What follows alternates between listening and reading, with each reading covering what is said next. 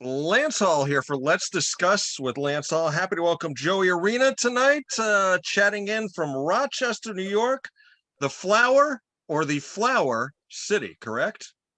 Correct. Yeah. Flour or Flower, correct? Yeah, I know. Whichever one.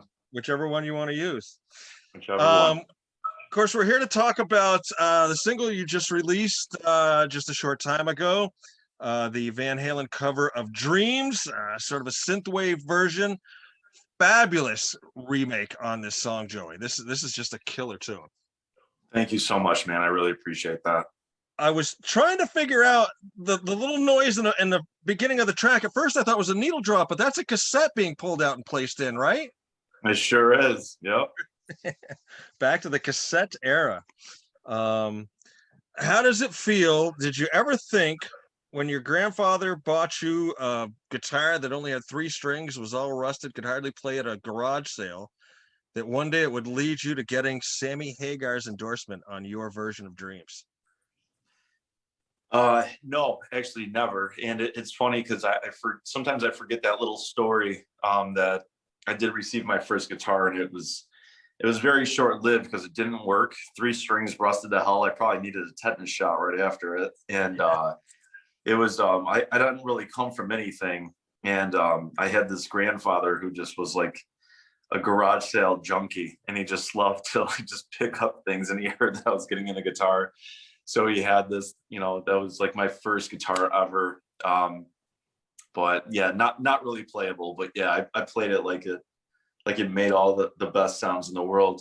And then yeah, fast forward, man, you got Sammy Hagar now happening, and it's still super surreal. I think every day I still have this moment of kind of going like, oh my God, that he's talking to me in that. So it's very surreal, and sometimes I forget that message was like directed toward me.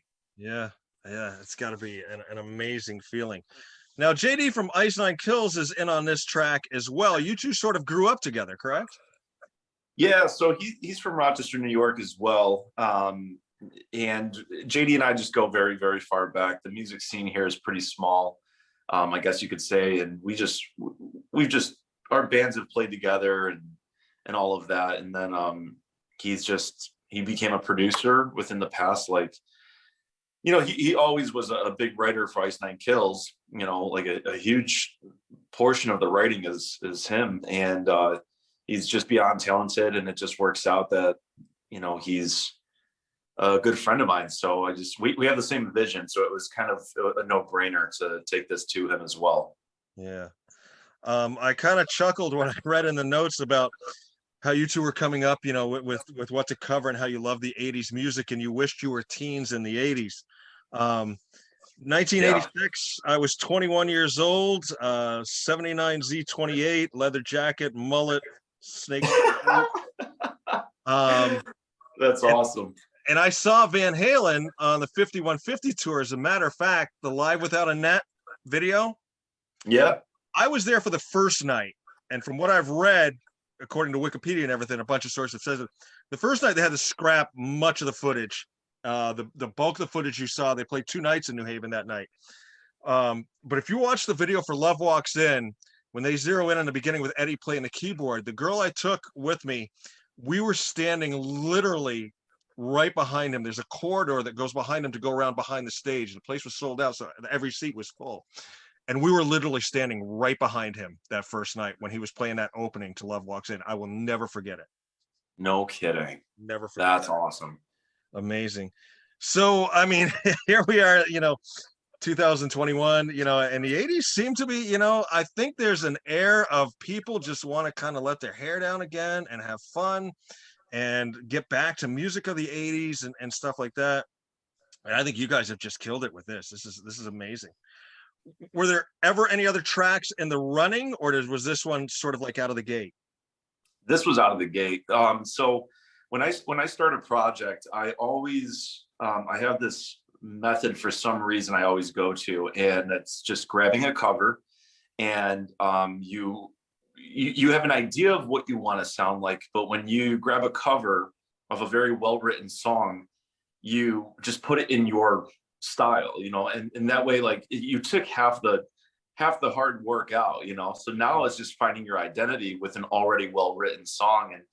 And growing up, like, I mean, I only got to experience the 4 years of the 80s, and I mean, really, I'm a 90s kid all day long, but Sure.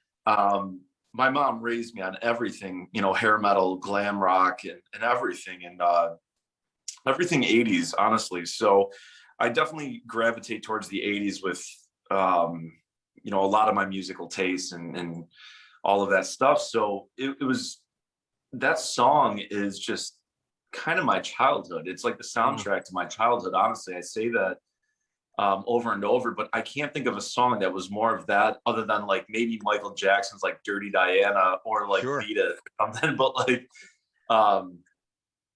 but my mom didn't want me to listen to Dirty Diana for whatever, because of obviously what it's about. But I was too Right. young to even process lyrics. It was really just melody for me at a very young age. Yeah, and Steve Stevens So, wails on that song.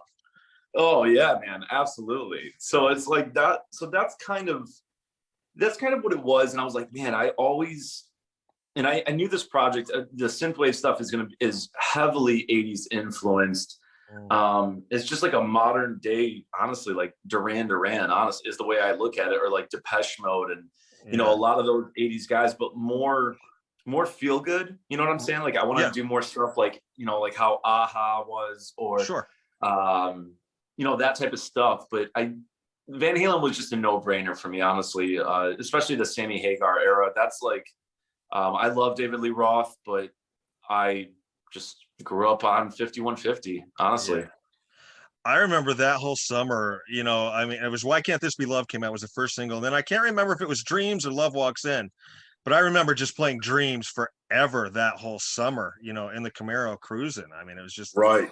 It was just a phenomenal tune. And yeah, that 80s stuff is just, I can tell you from being there, looking back on it now, you get me and a couple of buddies together talking about the stuff we did in the 80s, and the number one word that comes up is fun. We had so much fun. It was so laid back. It was so cool, And that's what I hear, man. It's so, and that's like what everybody's missing today. I feel like there's this lack of something, and I don't know where it's coming from, but in an era, especially with what we've all gone through in the past year and a half, every artist is like, I feel like is capitalizing on this like doom and gloom of what's going on and writing their own interpretation, which is great and all. It's great, self-expression. But I want to bring something different, man. I want to throw a fork in the road right now, and I want to bring some nostalgia back to everything, and and it's all genuine. It's not like any other reason. I mean, Dreams, out of all Van Halen songs, honestly, like there's people that genuinely love Dreams, and I feel like you have to be a legit Van Halen head, you know what I'm saying? And then if I were to take like a different song, especially from the Roth era, it wouldn't feel as genuine coming from me, you know what I'm saying? So right. Yeah, it's what's in your heart, absolutely, man. And it shows. I loved your vocal in it. I love the way you guys slowed this one. You slowed it down. I don't know a whole lot about music. I'm guessing you slowed it down, a beat and a beat and a half or so, or whatever. Yep, a little bit, yeah. But your vocal too was just, I could feel the emotion. You gave it your own spin, and it sounded. I say this a lot, but I truly, truly mean it, because I can see both sides of it. It sounded vintage and fresh all at the same time. Yeah. We've been receiving that, and I love that everybody keeps saying that, because it was truly, I didn't want to change much, because to me it's already a perfect song. And again, this is one of my favorite songs of all time. I could listen to it every day, multiple times a day, and not get sick of this song. It's just as great. I just wanted to throw a little bit of dynamic in there, which is why I started off low, because honestly, I kind of wanted to shock the listener. So anybody's going to go in, they're going to know Sammy comes right in wailing right out the gate with his awesome ass voice. Right. So I'm like, I'm going to come in and, kind of throw like hit him with a curveball real quick. And then I'm going to launch to that chorus. And that's kind of the approach I wanted to do with it. But yeah, we did slow it down just to find a little bit more of that groove. Yeah. To pay homage to the synth wave. It's literally about just cruising, it's like cruise music. Yeah. But it's like, I wanted, and then of course we were like already mid-production when Eddie died. So we're like, oh my God. So it hit the news, and it, of course, was everywhere, and every musician and Van Halen lover, and music lover. Honestly, a lot of people obviously were affected by that. I'm like, I want to make this song a tribute song, not so much of a cover, but a genuine tribute. And I did it with, honestly, with nothing but good intentions and respect. There was nothing to that I was like, I can make it like this. Like, I had no expectations of this song. I didn't realize, honestly, it would do as well as it did, nor would we get Sammy behind it, nor would we get like the amount of press that we've received from it. It's honestly been a mind-blowing and an incredible ride so far to just, again, and it was just something that I just genuinely wanted to do. So there's nothing better than that. And as the old saying goes, timing is everything. And, Yeah. Out of all this gloom and doom and pandemic and lockdown and everything, to have this come out of it, particularly at this time as things are sort of starting, hopefully, to kind of return back to normal. Your timing's perfect, perfect with this, and and you've got the delivery and the song to back it up with. It's great. How did you end up getting the little clip of Sammy talking in there? That's very, very cool. That was sitting on YouTube for a couple hours. So I wanted to find the most perfect, I wanted to find the perfect quote. And there was a bunch of great things I came across from, the amount of footage to go through from over all the years, but it was great. I found the one of Sammy just talking on how Eddie had inspired him. And like I said, it became a tribute to Eddie. And it's funny because I did that not knowing Sammy. We didn't even have the idea of even pitching it to Sammy or like his team or anything like that, or like him even hearing it. So I'm like, oh my God, this is going to come off like brown nosing. So, yeah. But it just, again, like you said, timing, honestly, there was nothing coincidental about this track and it falling into his hands. And then, I just found the right clip. It felt perfect to me. And, we threw it in, and it was just during a part that we felt it was good to, it's right before that ending too. So it's like, it just I wanted to hit the listener in the feels. I really wanted the listener to go, oh my God, yes, that's perfect. So what I liked about it is it almost took it from like a song to like a mini documentary, Yeah. You're listening to an excellent cover of this Van Halen song, and there's Sammy talking about, going into Van Halen and writing Dreams. It was a great, sort of double whammy, I guess would be the word I would look for, Yeah, it's definitely unorthodox for, to throw a quote in a song. And at least in this genre, or I should not say this genre, but like a Van Halen or anything of this magnitude. Like I said, it was really just to pay respects. That's all that it was, to pay respects to the rock icons, to the guys that have opened the doors for me and really inspired me. And that's all that it was. And I just was getting creative with it, honestly. I just thought it was perfect. So very cool. Let's go delve back into your past just a little bit. Let's go back to the beginning. Of course, you were born and raised in Rochester. You moved to Tampa, Florida for a year when you were in the 5th grade. That must have been a total culture shock. Yeah, and you know what though, a very necessary one. I actually picked up my first guitar because of that. Like, I had my best friend down there had gotten me into Nirvana. He had gotten me into skateboarding, and he got me into guitar. Like this was like that best friend that I kind of like looked up to, because he was like a year or two older than me. Yeah. And he was my first friend when I moved to that area. And I literally am, so much of what I'm about is because of him. So it's amazing that one move did so much for like aligning me to, what I feel is my purpose and being a musician and everything. Absolutely. It's sometimes those things where at the time you're saying, WTF, but out of it comes that, type of thing.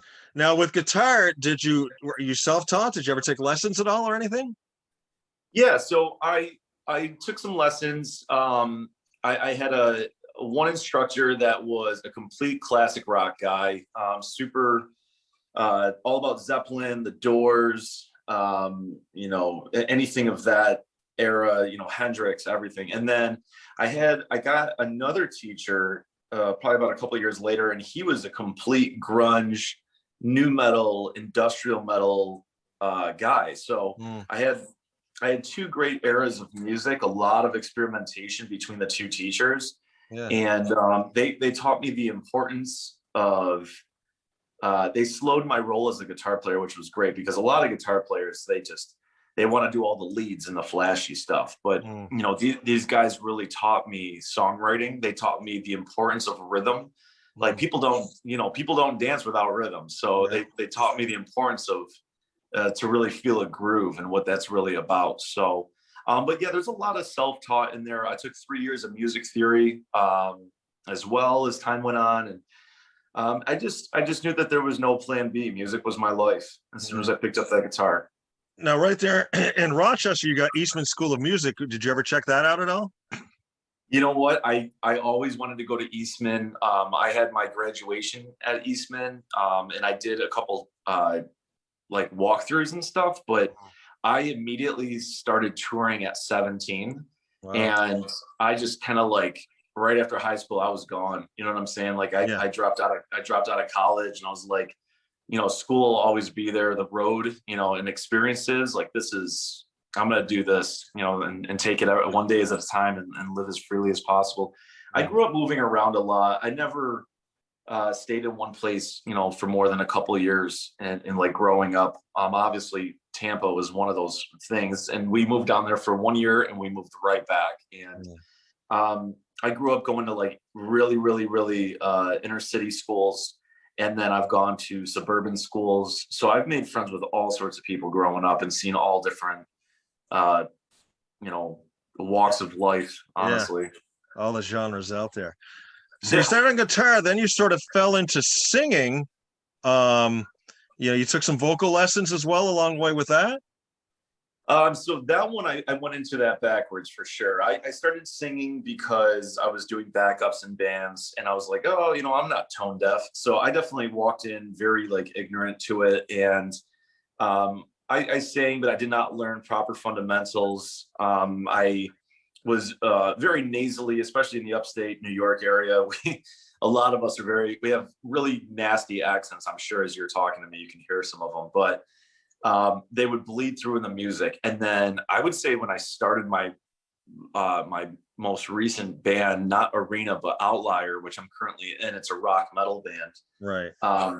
I definitely had my first real producer experience, and he was vocals were his forte. So he taught me a lot of great things in the studio, reworked me, like broke me down and built me back up. And you know, and then he taught me a lot. So, and then I had a couple coaches along the way.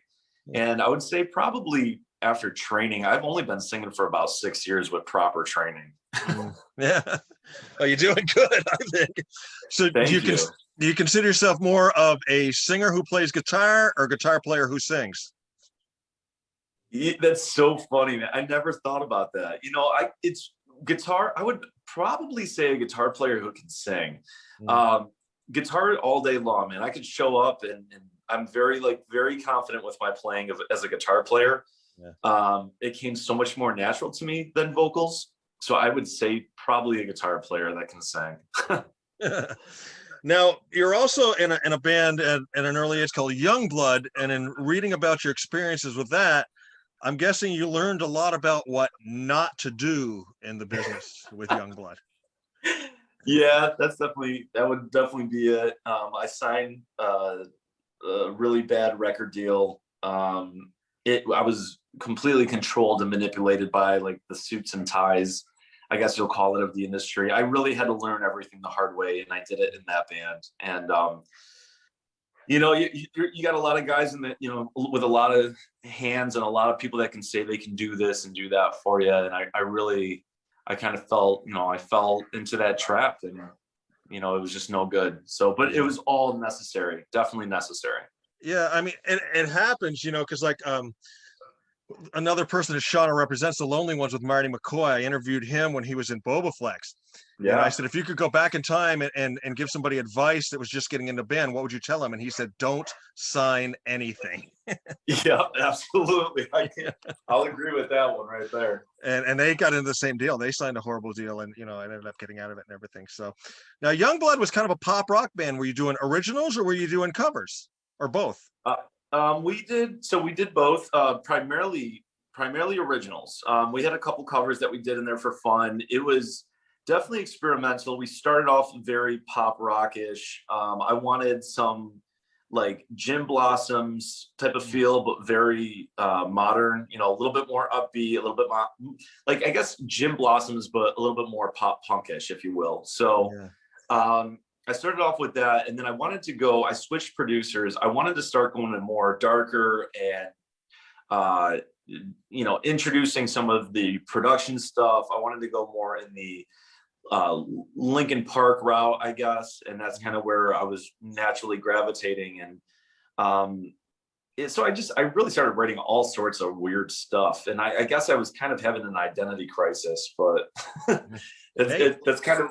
And there was so many different eras, and that's when you really started seeing people come in, because I had some managers that were super like pop punk, like old school hardcore guys, and they're like, oh, let's do this. And then eventually when I switched it up, I got other guys that were more, that were bigger, I guess I'll say, I'm throwing air quotes as I say bigger in the industry, that can like, oh, you need to sound more like this, you need to do that. And then of course we signed some bad stuff and get shelved and all sorts of fun stuff. Right.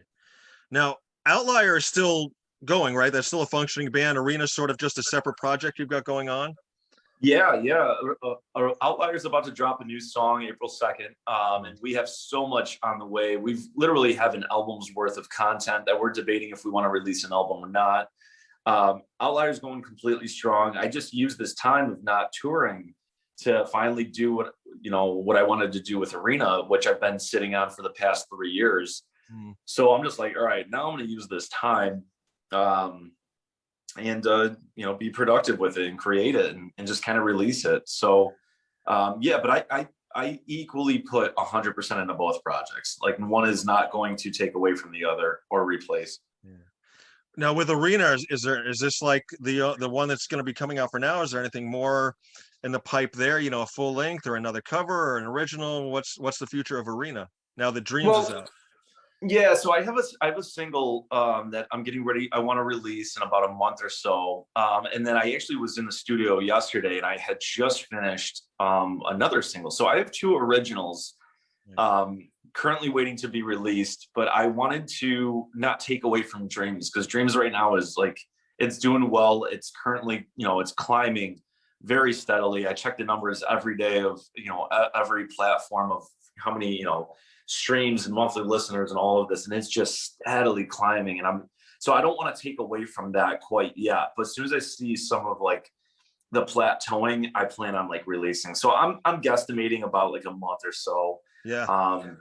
Will be a good time to drop that. Or let it stand alone, for now, and then piggyback on it. Absolutely. Yeah. Now I see in your spare time, you're also a hairstylist and you own a remodeling business. Yeah. Remodeling's in my blood. I've been doing that for a long time. And hair was, I kind of I got off, I ended up on my back with a herniated disc, probably about, I'll say 5 years ago now. And I always wanted to go to hair school. Actually, hair school, I walked through the school when I was 17 years old. And because I started off as a barber, I was cutting all my friends' hair anyways. My mom was a barber.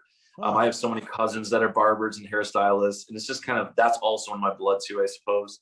Yeah. And I was always doing that. And then I started cutting women's hair because it made sense to me on how to do it, but I was never like, I would just cut my friend's hair, So, and then I used that time of being down to go to hair school. I'm like, all right, well, I'm going to physical therapy and everything, and like, got to take it easy and watch the lifting and stuff. I'm just going to go to hair school. So I got my license then. And so I do that, but not as much because remodeling is just so damn lucrative. And with Yeah. the shutdown up here, hair salons were just out for a long time. Like they took their Right. sweet ass time opening them back up here. So Same here. Yeah. Yeah. yeah. Very cool. Chatting with Joey Arena of Arena. Check out their cover Dreams. It's on like YouTube, Spotify, the whole nine yards. Just a classic song done in a fantastic way. I love it. Like I said, I was there for the original. I'm here for this one now. And I mean, you nailed it. You hit it out of the park with this one, Joey. Amazing stuff. Thank you so much, man. I truly appreciate it. I like to end up with just sort of some silly questions. I'm hoping these are questions maybe you've never been asked before. Sound good? Awesome. Sounds good. Favorite superhero? Oh God, this is so tough. Oh man. I grew up loving Wolverine. I'd probably say either Wolverine, but I don't know. I love Batman. I don't know why. I love Batman. He's not too super, but Classic, yeah. I mean, I don't know. I can't really pick that. That's hard. I'll say Wolverine. I'll just say Wolverine. All right, we'll go in the opposite direction. Your favorite villain? Probably like most of the world, I'll say Joker. All right. If you could pick a television show, say to have Dreams placed in, what TV show would you like to have it placed in? Currently airing. Oh yeah, or past. It's your thing. But if you want to go current. Could I pick a movie, perhaps? Yeah. So they did a remake of the Power Rangers movie not too long ago. Right. I'll say what, in the past few years, Mhm. I would have loved for Dreams to be in the ending of that one, just like Van Halen's version was in the ending of the 1995 Power Rangers movie. Right, because that's that where would have been cool. That's where you kind of really heard the song, correct? Was that in that? You'd heard it a little bit before, but Yeah. I heard it before, when I was able to comprehend music. I was probably like 6 years old, but there's no Google, and I don't have enough words in my vocabulary or know how to call a station and see who it was. And plus at that time, I mean, all of Van Halen that I knew by ear was David Lee Roth. And being that, Dreams was, fresh at 86 when I was born, it's kind of like I didn't really know anything, but I heard it at the end of it. I'm like, oh my God, that's that song. Right. And I went and scrolled through the credits because I would watch that movie religiously, and I scrolled to the credits and it said Van Halen, and I'm like, oh my God. So that's when I really started discovering Sammy, and then I went to his catalog and his discography of everything, of just like his solo stuff. And so yeah, but that's where I guess I latched onto it. It was there. Very cool. Favorite old school wrestler? Old school wrestler. I would say, oh man, I liked Sting back in the day, but I really liked, I used to have Ultimate Warrior everything. Right. So I would say that. A classic. Last music other than your own you listen to? Shoot, man, I listen to everything. I don't know. That's such a tough question. I really do listen to everything. I know that there's people that say that, but I really do. I like to throw on some Dean Martin and Frank Sinatra and some like Tony Bennett. Yep. I like some big band stuff. I really like anything that I can dive into the musicianship, and so I'll throw on Johnny Cash too, like quite a bit.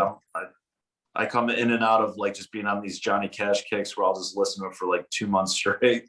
Yeah. Well, I mean, with the big band stuff, Rochester, New York, Cab Calloway was from there, So yeah.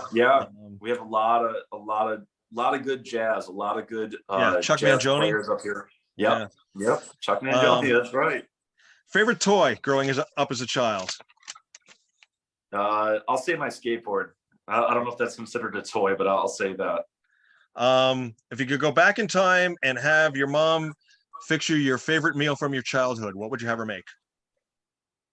My mom makes a great sauce, so I'll take a good chicken parm. All right. Sounds cool. First car you bought with your own money? Ford Probe. Ford Probe. Wow. 1992 or 93 Ford Probe. Yep. Very cool. Last one. This is the one we have the most fun with. If they were going to make a biopic of your life, what actor would you have play you in the movie? And it's your movie, your life. You could pick anybody. Johnny Depp. Johnny Depp. Okay, very cool. I Yeah. can see that. I can get that. Yeah, Joey. yeah, we're weird enough. Well, stay weird because you're putting out great stuff, you know. Thanks, man. Talking with Joey Arena. No, I'm kidding. No, you're right. You're absolutely right, man. You got to be weird. My mom told me a long time ago the best actors are weirdos. So, and I'm like, you know what? I look back at all the great actors and like they were kind of weird. Yeah. I mean, because you've got to go in those places that most normal people don't really want to, you know. Johnny Depp, Heath Ledger, you know, people like that, you know. Absolutely. Definitely. Once again, Joey Arena, the cover of Van Halen's Dreams, out now on all your digital formats and everything. Check it out. It's a fantastic cover. Joey, thank you very, very much for your time tonight. I appreciate it. Thank you so much for having me, man. It was great. I loved it. All right. Take care. You too. Bye-bye. Bye-bye.